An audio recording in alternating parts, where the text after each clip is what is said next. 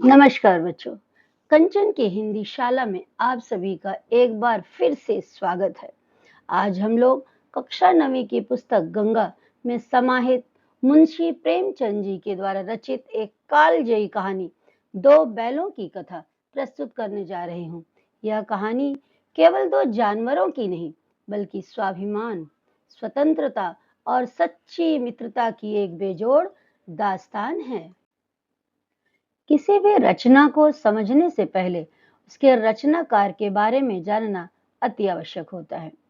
मुंशी प्रेमचंद जी कलम के जादूगर, उपन्यास सम्राट। इन्होंने अपने रचनाओं में समाज के हर वर्ग को स्थान दिया है। इन्होंने अपने लेखनी के माध्यम से रचना को, साहित्य को एक नई दिशा दी और दो बैलों की कथा भी उन्हीं की संवेदनशील सोच का एक सुंदर उदाहरण है। उनकी जितनी भी रचनाएं हैं, हर रचनाएं समाज के किसी न किसी वर्ग के दिल को छूती है।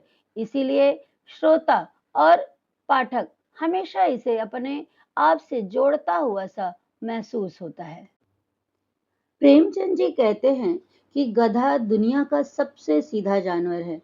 उसमें इतना संतोष है कि लोग उसे ऋषि मुनियों की उपाधि भी दे देते हैं। लेकिन इसी सीधेपन के कारण समाज उसे मूर्ख मान लेता है।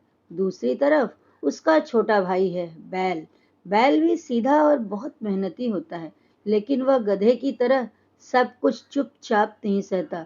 जब उसके स्वाभिमान पर चोट लगती है तो वह अड़ जाता है, संघर्ष करता है और विरोध दर्ज कराता है। हमारे हीरा और मोती के विरोध को भी हम आगे देखेंगे। इस कहानी के मुख्य पात्र हैं झूरी काछी और उसके दो बैल, हीरा और मोती। दोनों पछाई जाति के सुंदर ऊंचे बैल हैं। पछाई जाति बैलों की एक प्रजाति मानी जाती है। हीरा स्वभाव से शांत और नीति के मार्ग पर चलने वाला है, जबकि मोती थोड़ा गर्म मिजाज का है, जो ईंट का जवाब पत्थर से देना जानता है। दोनों में इतनी गहरी दोस्ती है कि वे एक दूसरे के मन की बात बिना बोले समझ लेते हैं। जूरी उन्हें जान से ज्यादा प्यार करता है। खाने पीने के लिए उसे अच्छा अच्छा खाना, दाना, भूसी इत्यादि देता है और बैल भी अपने मालिक के साथ बहुत खुश रहते हैं। और दोनों बैलों की गहरी दोस्ती के तो क्या ही कहने, दोनों एक दूसरे को सूंघ कर प्यार जताते रहते हैं। कहानी में मोड़ तब आता है जब झूरी का साला गया दोनों बैलों को अपने घर ले जाता है। वहां उनके साथ बेरुखी का व्यवहार होता है। उन्हें सूखा भूसा दिया जाता है और दिन भर खटाया जाता है। उस समय उन दोनों के मन में यह विचार आता है, क्या हमारे पुराने मालिक झूरी हमसे क्रोधित थे जो उन्होंने हम दोनों को बेच दिया। यह सोचते सोचते रात भर उन्होंने रस्सियों को चबाया और वापस झूरी के घर भाग करके चले आए।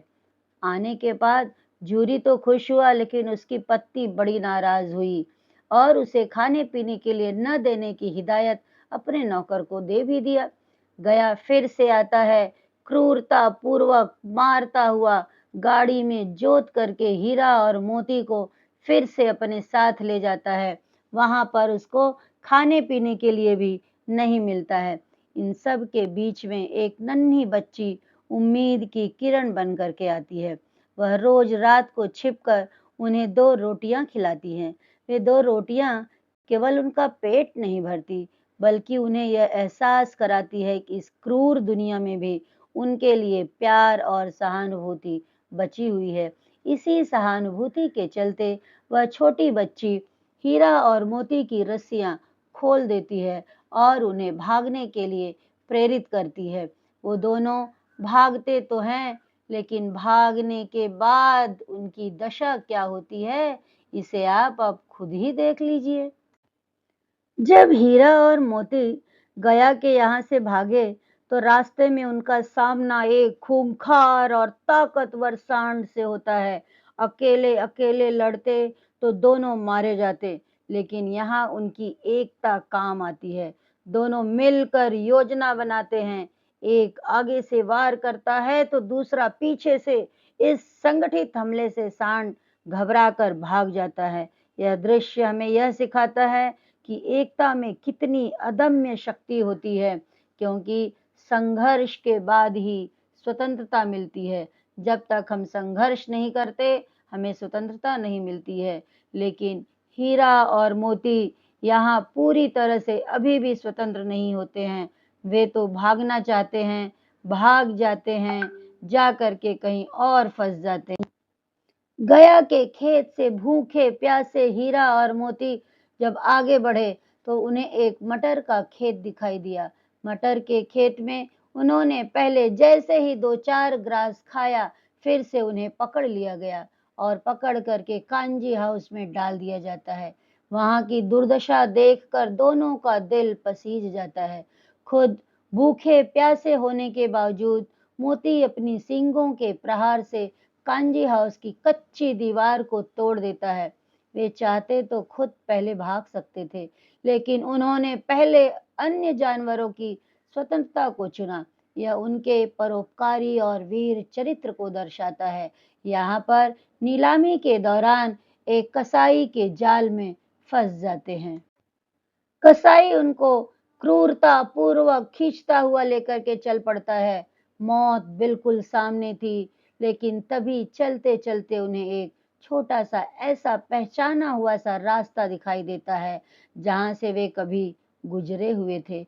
गांव की मिट्टी की खुशबू आती है। उनके थके हुए बेजान शरीर में बिजली दौड़ जाती है।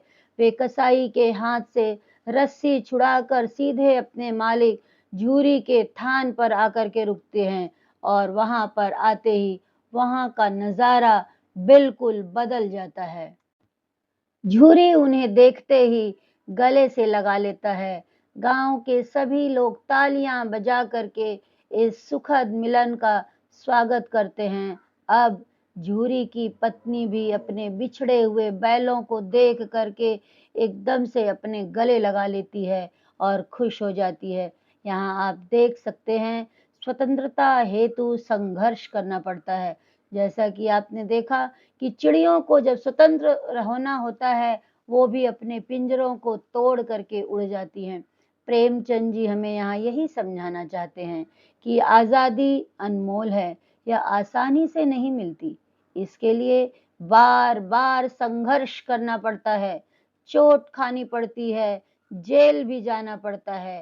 हीरा और मोती का यह संघर्ष दरअसल उस समय के गुलाम भारत के नागरिकों का संघर्ष था, जो देश की आजादी के लिए लड़ रहे थे, जेल में भी जा रहे थे, मार भी खा रहे थे, भूखे प्यासे भी रह रहे थे, लेकिन उनकी अंतिम लक्ष्य जो था हमारी स्वतंत्रता थी।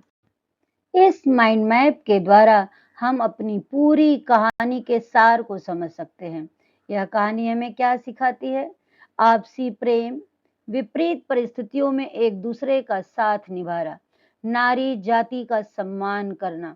क्योंकि हीरा बीच में कहता है, औरत जात पर सींग चलाना मना है, क्योंकि एक बार चाहता था मोती की वहां पर गया के घर पर वो किसी को मारे, एक स्त्री के ऊपर हमला करना चाहता है, लेकिन उसका साथी उसको मना कर देता है। और कभी भी गुलामी को स्वीकार न करने की अमूल्य सीख देती है। यहाँ पर गया, भैरव की बेटी, दढ़ियल कसाई, सभी लोग अपने अपने पात्र को जीते हैं। निर्दयी और कसाई हमारे इस व्यवस्था का प्रतीक था, जो पशुओं को केवल मांस के रूप में ही समझता था, उसे कोई जीव नहीं मानता था।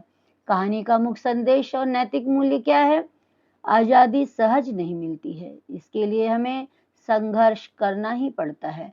और संकट के समय यदि साथी को अकेला छोड़ दिया जाए तो वह मित्रता ही कैसी। हमें हमेशा संकट के समय एक दूसरे का साथ निभाना चाहिए, जैसे हीरा और मोती एक दूसरे का साथ पा करके अंत में स्वतंत्र हो गए। यह दो बैलों की कथा हमारे स्वतंत्रता संग्राम की लड़ाई का प्रतीकात्मक महत्व भी हमें बताता है। हमारी कहानी के नायक हीरा मोती हमें सिखाते हैं कि आजादी हो या जीवन का लक्ष्य, बिना निरंतर संघर्ष और अटूट साहस के नहीं मिलती है। जिस तरह इन दोनों बैलों ने हर मुसीबत से लड़कर बार-बार प्रयास किया और अंत में अपनी मंजिल पाई, ठीक उसी प्रकार आज की शिक्षा का भी यही संदेश है कि केवल किताबी ज्ञान नहीं, बल्कि परिस्थितियों से जूझने का व्यवहारिक अभ्यास ही छात्रों को सफल बनाता है।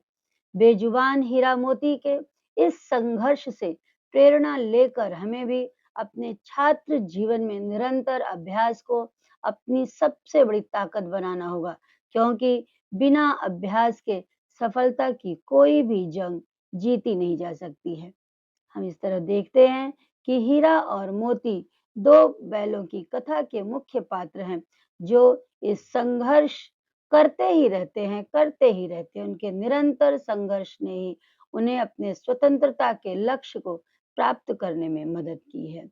बच्चों, यदि तुम लोगों को यह पसंद आया हो, समझ में आ गया हो वीडियो, तो आप इसे शेयर, सब्सक्राइब अवश्य करें। धन्यवाद और नमस्ते।